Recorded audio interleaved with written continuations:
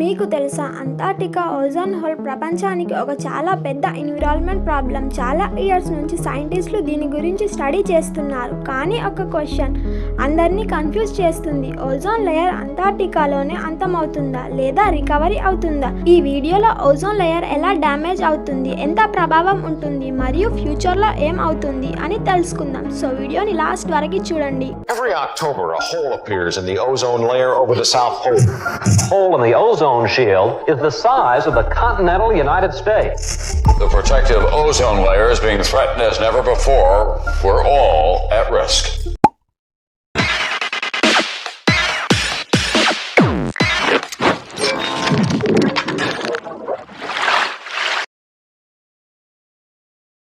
October 1982 Antarctica మంచు ప్రాంతంలో ఉన్న ఒక రీసెర్చ్ స్టేషన్లో జోసెఫ్ ఫార్మర్ అనే సైంటిస్ట్ కొన్ని మెజర్మెంట్ తీసుకుంటూ ఉన్నాడు. ఒక మెషిన్ సహాయంతో భూమి అట్మాస్ఫియర్లో ఉన్న ఓజోన్కి సంబంధించిన మెజర్మెంట్ తీసుకుంటూ ఉన్నాడు.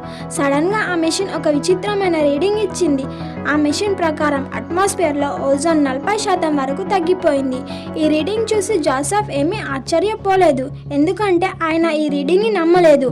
మెషిన్లో ఏదైనా ప్రాబ్లం ఉంది అని అనుకున్నాడు. ఒకవేళ నిజంగా ఓజోన్ లెవెల్ ఇంతగా తగ్గిపోతే నాసా శాటిలైట్స్ ఖచ్చితంగా కనిపెడతాయని ఆయన అనుకున్నాడు. తర్వాత లగేజ్ ప్యాక్ చేసుకొని ఇంటికి వెళ్ళిపోయాడు. తర్వాత సంవత్సరం అక్టోబర్ 1983లో మళ్ళీ రీసెర్చ్ సెంటర్కి వచ్చాడు. ఈసారి ఒక కొత్త మెషిన్ని తీసుకొని వచ్చాడు. మళ్ళీ మెజర్మెంట్ తీసుకోవడం స్టార్ట్ చేశాడు.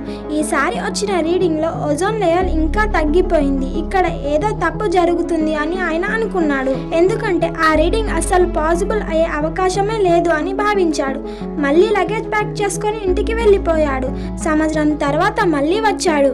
ఈసారి రీడింగ్ని వేరే రీసెర్చ్ స్టేషన్లో తీసుకోవాలి అని నిర్ణయించుకున్నాడు. తన రీసెర్చ్ స్టేషన్ నుంచి 100 మైళ్ళ దూరంలో మెషిన్ని సెటప్ చేసి మెజర్మెంట్ తీసుకోవడం స్టార్ట్ చేశాడు. ఓజోన్ లెవెల్ ముందు సంవత్సరం కంటే తక్కువగా ఉన్నట్టు రీడింగ్లో తెలిసింది. ఇది ఒక ఎమర్జెన్సీ సిచ్యువేషన్ అని అప్పుడు ఆయనకి అర్థమైంది. ప్రూఫ్స్ అన్ని తీసుకొని నాసాకి వెళ్ళాడు. అంటార్క్టికాపై ఉన్న ఓజోన్ హోల్ గురించి అందరికీ తెలియజేశాడు. అక్కడ ఆశ్చర్యపరిచే విషయం ఏంటంటే ఓజోన్ హోల్ ఇంక్రీజ్ అవుతూ వస్తుంది. నాసా శాటిలైట్స్ దీన్ని గమనించలేదు. శాటిలైట్స్ డాటాని గమనిస్తే అప్పుడు వాళ్ళకి ఈ విధమైన ఫొటోస్ కనిపించాయి. 1970లో ఓజోన్ నార్మల్ గా ఉంది. 1981లో కొంచెం బ్లూగా కనిపించింది. 1982లో ఒక ప్రాపర్ హోల్ కనిపించింది. 1983లో ఆ హోల్ కొంచెం పెద్దగా అయింది. 1984లో ఆ హోల్ ఇంకా పెద్దగా అయింది. ఈ విషయం గురించి అందరికీ తెలిసిపోయింది. ఈ విధంగా అక్కడి అట్మాస్ఫియర్ నుంచి ఓజోన్ అంతమవుతూ వస్తుంది. ఇందువల్ల భూమిలో ఉన్న జీవం ప్రమాదంలో పడుతుంది. ఒకవేళ ఓజోన్ పూర్తిగా అంతమైపోతే జీవం కూడా అంతమైపోతుంది. 2050 వరకు ఓజోన్ లేయర్ పూర్తిగా అంతమైపోతుందని ప్రెడిక్ట్ చేశారు. ఓజోన్ అనేది ఒక గ్యాస్ అని మనం అందరం స్కూల్లో చదువుకున్నాం. దీని కెమికల్ ఫార్ములా O3 అవుతుంది. Oxygen chemical formula O2. ఒక ఓజోన్ మాలిక్యూల్స్ 3 ఆక్సిజన్ ఆటమ్స్తో కలిసినప్పుడు ఓజోన్ ఫామ్ అవుతుంది. దాదాపు 600 మిలియన్ల సంవత్సరాల ముందు భూమి చుట్టూ ఓజోన్ లేయర్ ఫామ్ అయింది. ఇది భూమి సర్ఫేస్ నుంచి 15 నుంచి 35 కిలోమీటర్ల హైట్లో ఉంటుంది. 80% ఓజోన్ ఇదే ఏరియాలో ఉంటుంది. ఇది ఎర్త్ సర్ఫేస్ నుంచి 32 కిలోమీటర్ల పైన అత్యంత ఎక్కువ ఓజోన్ కాన్సంట్రేషన్ ఉంటుంది. ఆ కాన్సంట్రేషన్ 1.0015% గా ఉంటుంది. ఈ నెంబర్ చాలా తక్కువగా అనిపిస్తుంది కదా.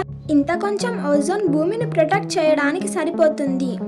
అల్ట్రావైలెట్ రేడియేషన్ వల్ల ఆక్సిజన్ ఆటమ్స్ స్ప్లిట్ అవుతాయి. ఇలా వేరు అయిన ఆటమ్స్ ఆక్సిజన్ మాలిక్యూల్స్తో కలిసినప్పుడు ఓజోన్ ఫామ్ అవుతుంది. O2 + O = O3. ఇక్కడ ఓజోన్ మాలిక్యూల్స్ కూడా O2 ఆటమ్స్తో ఢీకొనడం వల్ల అది మళ్ళీ ఆక్సిజన్ లాగా మారిపోతుంది. ఈ సర్కిల్ కంటిన్యూస్గా నడుస్తూ ఉంటుంది. ఈ టోటల్ సర్కిల్ని ఛాంపియన్ సర్కిల్ అని అంటారు. సిడ్నీ ఛాంపియన్ మే 1929లో ఈ కెమికల్ రియాక్షన్ని ఎక్స్ప్లెయిన్ చేయడం వల్ల ఆ పేరు పెట్టారు. ఈ రియాక్షన్ని ఫోటో డిసోసియేషన్ అంటారు. ఫోటో అంటే లైట్, డిసోసియేషన్ అంటే స్ప్లిట్ అవ్వడం. లైట్ వల్ల ఆటమ్ స్ప్లిట్ అప్ అవ్వడం, దానిని ఫోటో డిసోసియేషన్ అని అంటారు. సన్ నుంచి వచ్చే యూవీ రేస్ నుంచి ఓజోన్ లేయర్ భూమిని కాపాడుతుంది. ఈ యూవీ రేస్ వల్ల మనకి సన్ బగ్స్ వస్తాయి. ఇమ్యూనిటీ సిస్టమ్ వీక్గా మారుతుంది. ఇంకా ఐ క్యాన్సర్ వచ్చే అవకాశం కూడా ఉంది. ఓజోన్ యూవీ రేస్ నుంచి మనం కాపాడుతున్నప్పుడు మనం సన్ స్క్రీన్స్ ఎందుకు పెట్టుకుంటాం అనే డౌట్ ఎప్పుడైనా వచ్చిందా? సన్ నుంచి దాదాపు అన్ని రకాల వేవ్ లెంత్ కలిగిన రేడియేషన్ వస్తుంది.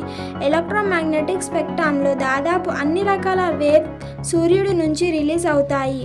దీనిలో UVA rays, X-rays, gamma rays ఉంటాయి. ఇవి మన బాడీలో ఎంటర్ అయితే మన డిఎన్ఏని మార్చగలవు. అల్ట్రావైలెట్ రేస్లో కూడా యూవీ రేస్కి ముందు వేరే కేటగిరీస్ ఉంటాయి.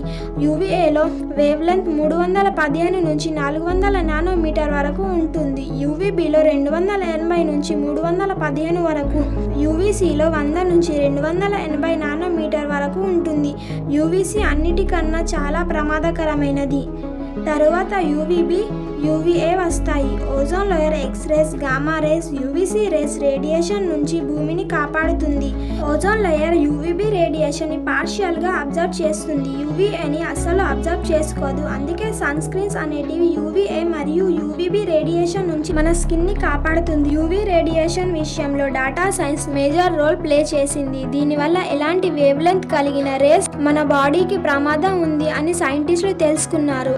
ఓజోన్ లేయర్ అంతమవ్వడం వల్ల భూమికి ప్రమాదం ఎక్కువ అవుతుంది. ఎందుకంటే యూవీసీ రేడియేషన్ భూమికి చేరుకుంటుంది. అందుకే 600 మిలియన్ ఇయర్స్ ముందు, అంటే ఓజోన్ లేయర్ ఫామ్ అవ్వక ముందు సముద్రంలో మాత్రమే లైఫ్ ఉండేది. ఓజోన్ లేయర్ వల్ల లైఫ్ నీటి నుంచి నేల మీదకి వచ్చింది. ఇవి అన్ని కొన్ని మిలియన్ ఇయర్స్ ముందు జరిగింది. వీటి గురించి మనుషులకు 200 సంవత్సరాల ముందే తెలిసింది. 13 మార్చి 1839 స్విట్జర్లాండ్ యొక్క యూనివర్సిటీ ఆఫ్ బాజిల్లో ఒక క్రిస్టియన్ ఎఫ్ స్కోల్బన్ అనే సైంటిస్ట్ నీటితో ఎలక్ట్రోసిస్ మీద ఎక్స్పెరిమెంట్ చేస్తున్నాడు. ఎలక్ట్రిసిటీని ఉపయోగిస్తూ నీటిలో ఉన్న ఆక్సిజన్ మరియు హైడ్రోజన్ని సపరేట్ చేస్తున్నాడు. ఈ ఎక్స్పెరిమెంట్ చేస్తుండగా అతనికి ఒక విచిత్రమైన స్మెల్ వచ్చింది. ఆ స్మెల్ యొక్క గ్యాస్ వల్ల వస్తుంది. ఆ గ్యాస్కి ఓజోన్ అని పేరు పెట్టారు. Ozone word Greek word OG నుంచి వచ్చింది. ఈ వర్డ్కి మీనింగ్ స్మెల్ అని అర్థం.